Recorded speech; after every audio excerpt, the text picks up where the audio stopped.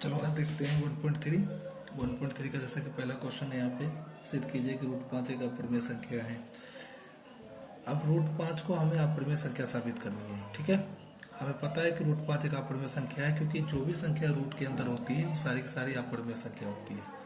But यहाँ पे सिद्ध करने के लिए बोला है कि आप बताइए रूट 5 अपरिमेय संख्या है, उसे सिद्ध कीजिए। तो इसका एक मेथड, एक थ्योरम के अकॉर्डिंग हम चलते हैं, उसी को आपको फॉलो करना, ठीक है। सिंगल का जो क्वेश्चन होता है वो काफ़ी बड़ा होता है, इसलिए थोड़ा इसको ध्यान से समझना। तो सबसे पहला स्टेप क्या है कि किसी को भी अपरिमेय संख्या साबित करनी है तो उसे पहले परिमेय माना जाता है। ऐसे माना कि रूट 5 एक परिमेय संख्या है। आपको क्या करना है कि किसी को भी अपरिमेय का आपको साबित करने के लिए बोले तो सबसे पहले आप उसे परिमेय मान लो, ठीक है। अगर रूट 5 एक परिमेय संख्या है तो आप रूट 5 को किस फॉर्म में लिख सकते हो? पी बटे क्यू के फॉर्म में, जहाँ पर Q is not equal to 0 होना चाहिए। यही लिखोगे ना, ठीक है। अब एक चीज़ समझो, यहाँ पे हमने यहाँ पे पी बटे क्यू के बारे में तो लिख दिया कि चलिए ठीक है, लेकिन पी और क्यू है क्या? तो यहाँ पर पी एवं क्यू जो होता है वे सहअभाज्य संख्या है। क्या होती है? सहअभाज्य संख्या। सहअभाज्य, इसे रट लो, संख्याएं। अब ये सहअभाज्य संख्या क्या होती है? जिनके बीच जो किसी के टेबल में ना है, एक के अलावा, बस जैसे कि 3 और 2, ये दोनों एक दूसरे के सहअभाज्य संख्या है, ठीक है। अतः इनके बीच केवल एक उभयनिष्ठ गुणनखंड होगा। ये आपको लाइन बिल्कुल याद कर लेना है एज इट इज ऐसे, क्योंकि अगर सहअभाज्य संख्या है तो सिर्फ एक ही टेबल में आएंगे दोनों के दोनों, ठीक है। अब चलो देखते हैं,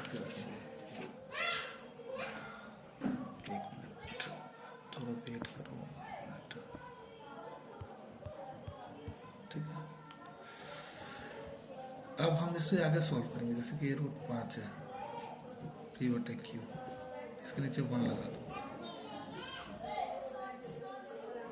अब से क्रॉस मल्टीप्लाई करके देखते हैं क्या आता है हमारा। पी को 1 से मल्टीप्लाई करके पी आएगा, इसको इससे करके तो ये रूट 5 क्यू आ जाएगा, ठीक है। अब दोनों तरफ स्क्वायर कर दो, दोनों साइड को, कुछ ऐसे देखो, दोनों पक्षों को वर्ग करने पर जो भी करो उसे लिख लिया करो साइड में, ठीक है। एग्जामिनर को पता ना पड़ता है कि हमने ऐसा क्यों किया, ठीक है। वर्क करने पर, वर्क करने का मेन मकसद है ये रूट कट जाए, ठीक है। अब इससे तो ये 5 आ जाएगा और इधर से आ जाएगा क्यू स्क्वायर। अब आपने क्या करना है कि इस 5 को यहाँ से हटाना है, तो यहाँ से 5 तो मल्टीप्लाई में, वो यहाँ डिवाइड में आ जाएगा, कुछ इस तरीके से आ गया।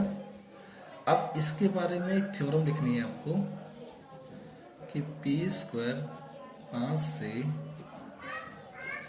विभाजित होता है, अतः अगर पी स्क्वायर 5 से विभाजित होता है, अतः पी भी, अगर किसी का स्क्वायर 5 से विभाजित होता है तो वो बिना स्क्वायर के भी 5 से विभाजित होगा। और ऐसा आपको लिखा हुआ है थ्योरम परिमेय 1.3 में, ठीक है। इस पोर्शन का इक्वेशन फर्स्ट मान लो। अब ये 5 के फॉर्म में है ना, तो अब इसको ना किसी और अल्फाबेट में मानना पड़ेगा। जैसे कि मान लो मैंने इस क्वेश्चन फर्स्ट माना, तो पी को लेट कर लो, माना पी इक्वल टू में 5 आर मान लो, कुछ अलग है, आप के मान सकते हो, टी मान सकते हो, बट पी और क्यू के अलावा कुछ आर मान लिया आपने, ठीक है। अब ये आर छोटा ले लेते हैं। अब क्या करो, पी 5 आर को इक्वेशन फर्स्ट में डाल दो, P equal to 5 R in equation, Hindi में भी लिख सकते हो 1।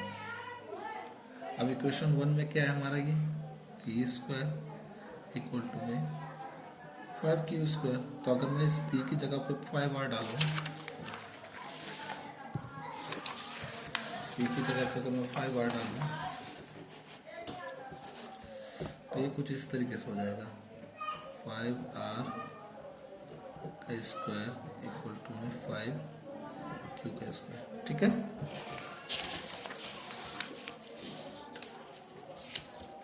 ठीक है। अब इसका स्क्वायर करने पे क्या आएगा, इसका स्क्वायर करने पे आएगा 25 और ये 5q स्क्वायर। अब आप क्या करो, आर स्क्वायर की वैल्यू निकाल लो, 5q स्क्वायर अपन में 25। अब इसे काटो, कट गई, आर स्क्वायर इक्वल टू हो गया क्यू स्क्वायर बाई 5। पहले हमने पी के फॉर्म में किया था, अभी क्यू के फॉर्म में कर दिया हमने। फिर आपको सेम लाइन लिखनी है कि क्यू स्क्वायर 5 से विभाजित है तो क्यू भी 5 से विभाजित होगा। अब शर्त तो ये थी कि सिर्फ एक ओबेनिस्ट गुणनखंड होना चाहिए, तो 5 भी है, ठीक है ना।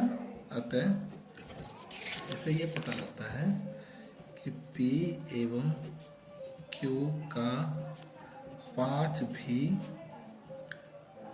उभयनिष्ठ गुणनखंड है। अतः इससे विरोधाभास उत्पन्न होता है कि √5 एक परिमेय संख्या है। ये तो गलत हो गया ना, नहीं होना चाहिए था, 5 से भी होना चाहिए, तो 5 आ गया, क्यू भी 5 आ गया, पी भी 5 आ गया। तो हम कह सकते हैं कि √5 एक परिमेय संख्या। ठीक है, नेक्स्ट वीडियो में आगे क्वेश्चन बताऊंगा आपको, तब तक आप इसे उतार लेना, ठीक है। और समझने से बार वो वीडियो देख करके